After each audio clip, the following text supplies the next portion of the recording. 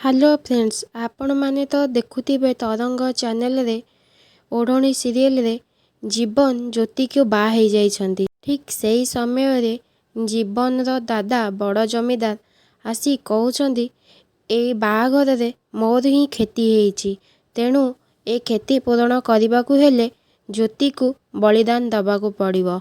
माने ता भौणी मानसी एबे मोर बोली कहउछंती बड़ जमीदार। ती कहूची सेमिति हेई पारिबो।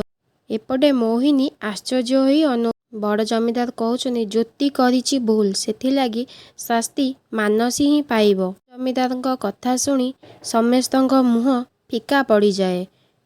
ठीक सेई समय रे ज्योति जाई कहूची बड़ जमीदार बाबू, आपण जहा करछंती किछि भी ठीक करनादी।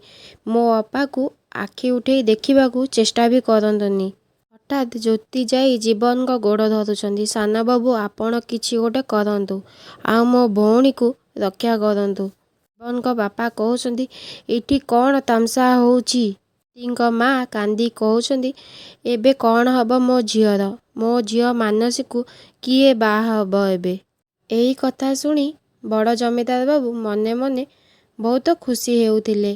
ठीक सेही समय रे जीवन खूब जोरे रागी जाआंती, आउ रागी जाई कहंती कि ए तामसा बंद कर, आउ मानसी बाहा हेबे एई बेदी रे आजी एबे सांगे सांगे बाहा हेबे।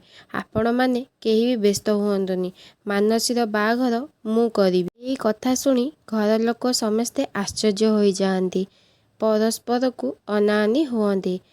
आउ आपण माने निश्चिंत कमेंट माध्यम रे कहिबे जे मानसी को किए बाहा हेबे, जीवन बाहा हेबे ना पवन बाहा हेबे।